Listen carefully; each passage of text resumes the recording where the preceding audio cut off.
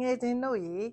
ကျမဘာဘယ်ဒိုးကျွန်းနိုင်ငံမြို့တော် Bridgetown ဆိုတဲ့မြို့ကိုအလဲသွားတော့ကပုံလေးတွေတင်ပေးလိုက်ပါတယ်အဲ့ဒီဘာဘယ်ဒိုးဆိုတဲ့ကျွန်းနိုင်ငံက Caribbean ကျွန်းနိုင်ငံပေါ့နော်အဲ့တိုင်းပြည်ကတစ်နှစ်ပတ်လုံး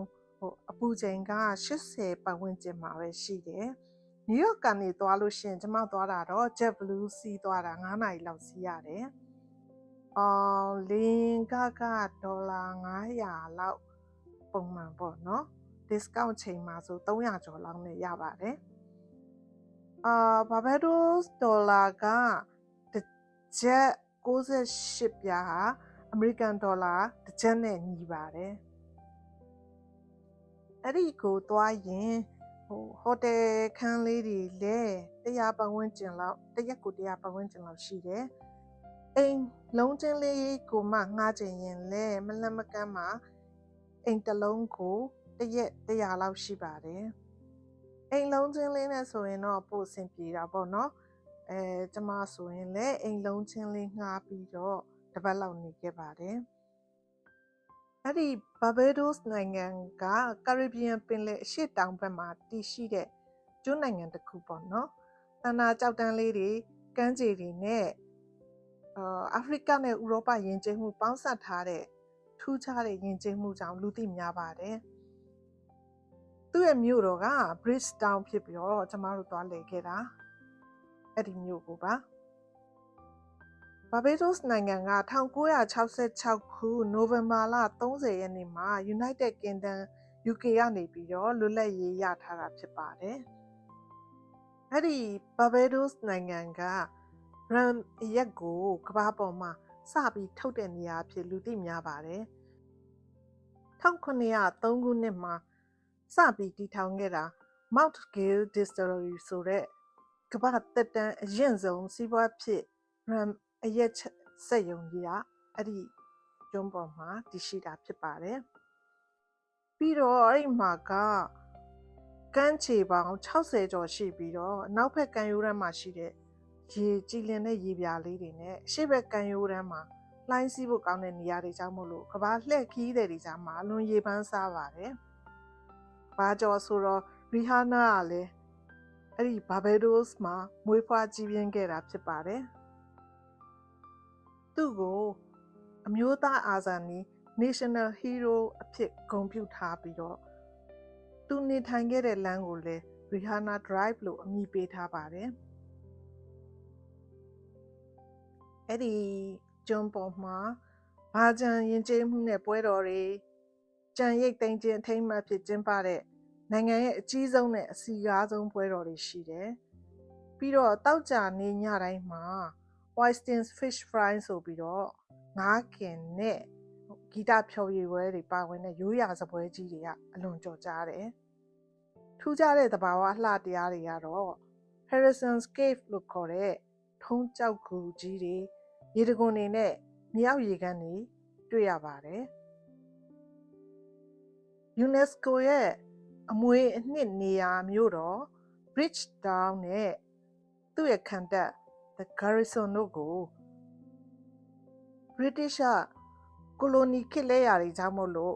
UNESCO ကမ္ဘာအမွေအနှစ်စာရင်းဝင်အဖြစ်သတ်မှတ်ထားပါတယ်။အဲ့ဒီနိုင်ငံရဲ့စိတ်ဝင်စားစရာအချက်ကတော့ရန်လွှားငါးများရဲ့တိုင်းပြည်လို့လည်းခေါ်ဆိုကြပါတယ်။ Land of the Flying Fish လို့ခေါ်တယ်။အဲ့ဒီရန်လွှားငါးတွေက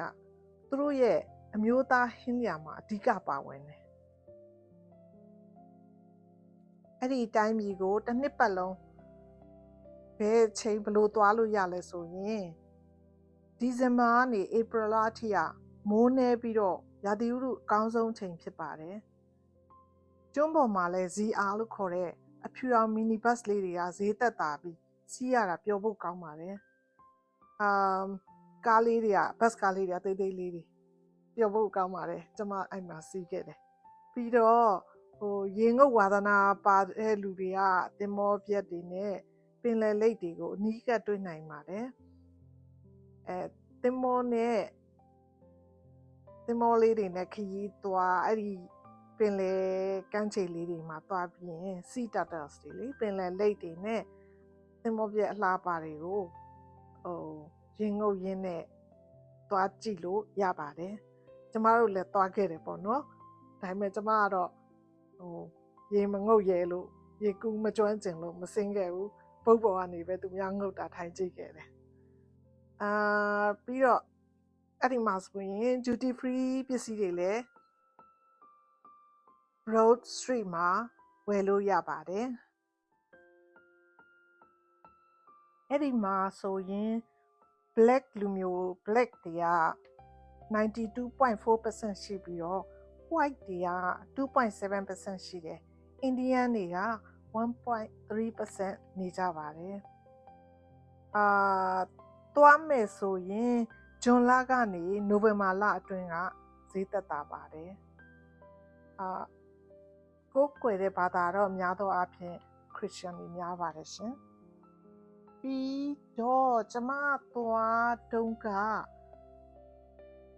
မော်တော်ဘုတ်ကလေးနဲ့ပင်လယ်ထဲထွက်ပြီးတော့ရေငုတ်တက်တဲ့သူတွေကရေငုတ်ပေါ့နော်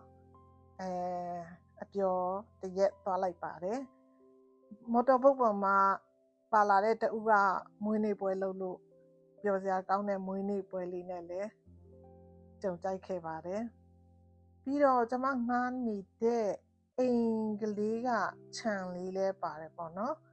အဲ့ဒီခြံလေးထဲမှာတလဲတီးတို့ငပြောတီးတို့တီးနေတယ်ပေါ့နော်ကျမငှားနေတဲ့အိမ်ရဲ့ပတ်ဝန်းကျင်မှာမြောက်တွေလည်းရှိတယ်ရှင်အဲအားကြောင့်အိမ်တကား green box တွေတော့သတိထားပြီးပိတ်ရပါတယ်မဟုတ်ရင်အိမ်ထဲမှာငပြောသီးဝယ်ထားတာတို့ဘာလို့ဆိုရင်မြောက်တွေကအိမ်ထဲထိဝင်ပြီးတော့နှိုက်တတ်တယ်လीအားကြောင့်အိမ်ရှင်ကတကားအမြဲပိတ်ဖို့မမေ့ဖို့သတိပေးပါတယ်အဲ့ဒီအိမ်ကနေပြီးတော့ကမ်းခြေကိုသွားလို့ရှိရင်လမ်းမှာဝါယာကြိုးတွေပုံမှာမြောက်တွေပြေးလွှားနေတာကိုတွေ့ရပါတယ်ပြီးတော့ကမ်းခြေနီးတစ်ဝက်ရောက်တော့ကျမထူးထူးဆန်းဆန်းတွေ့တာကဇီးသီးပင်တွေ့တော့အရန်ပျော်တာပဲအဲဇီးသီးတွေကောက်ပြီးတော့အားရပါရစားလာခဲ့သေးတယ်အရန်စားလို့ကောင်းပါတယ်ပြီးရင်အဲ့ဒီကမ်းခြေရဲ့အနီးတစ်ဝိုက်တွေမှာ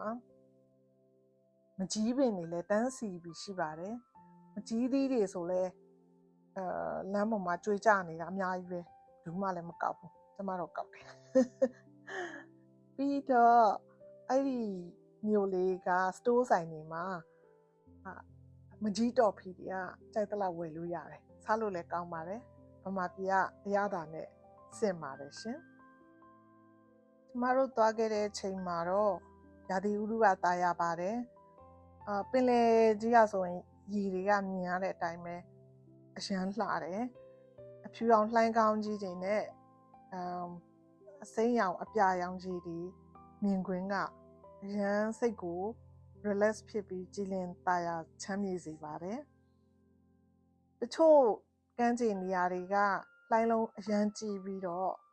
တချို့နေရာလေးတွေကလှိုင်းလုံးပြေကြတယ်ကျမကတော့လှိုင်းလုံးပြေတဲ့နေရာမှာပဲရေစင်းကူးခဲ့ပါတယ်ဒုတိယတစ်ခေါက်သွားတာတော့အဲ့ဒီကမ်းခြေပေါ်မှာကပ်နေတဲ့ဟိုတယ်တစ်ခုမှာပဲငှားပြီးတော့တည်ခဲ့ပါတယ်ဟိုတယ်မှာလည်းတစ်နေ့ကို100လောက်တော့ပေးရတယ်ဒါပေမဲ့အိမ်ငှားပြီးနေတော့က beach ကိုလာဖို့ဆိုရင်လမ်းလျှောက်လာရတယ်ဒီဟိုတယ်မှာငှားတဲ့ခါကျတော့တနေ့ကုန်ကြိုက်တဲ့အချိန် beach ထဲမှာရေဆင်းပြီးတော့စိန်လို့ရတဲ့အတွက်ပိုကြိုက်တယ်ပေါ့နော်ဟိုတယ်အခန်းထဲမှာလည်းမီးဖိုအသေးလေးပါတဲ့အတွက်ကိုယ်စိတ်ကြိုက်ကိုချက်စားလို့ရတယ်စူပါမားကတ်မှာဈေးသွားဝယ်ပြီးကိုယ်ခန်းထဲမှာပဲချက်စားတယ်အပြင်မှာလည်းထွက်စားတယ်ပေါ့နော်ဘတ်ဂျက်အရတော့အခန်းထဲမှာချက်စားတာတော့ breakfast တို့တည်ရမှာနေ့လယ်စာတို့ချက်စားရင်အဆင်ပြေတယ်ဒင်နာကတော့အပြင်မှာထွက်စားတယ်ပေါ့နော်အရန်ပျော်စရာကောင်းပါတယ်တကယ်လို့သွားနိုင်ကြမယ်ဆိုရင်အဲ့ဒီဘာဘဲရိုးကျွန်းဒီကိုသွားလေပြစ်အောင် လဲကြည့်ကြပါကျမလည်းနောက်ထပ်အခွင့်အရေးရရင်ထပ်သွားဖို့ကြိုးစားပါဦးမယ်လို့ကျမသွားခဲ့ဘူးတဲ့ကျွန်းကလေးကို sharing လုပ်ပေးတာပါသွားကျင်တဲ့လူတွေရှိရင်လွယ်တကူသွားလို့ရအောင်လို့နယူးယောက်ကနေဆိုလဲတိတ်မဝေးပါဘူးလေယာဉ်နဲ့သွားရင်3-5 နာရီပေါ့နော်ဗာလဲလေယာဉ်လက်မှတ်ကလည်း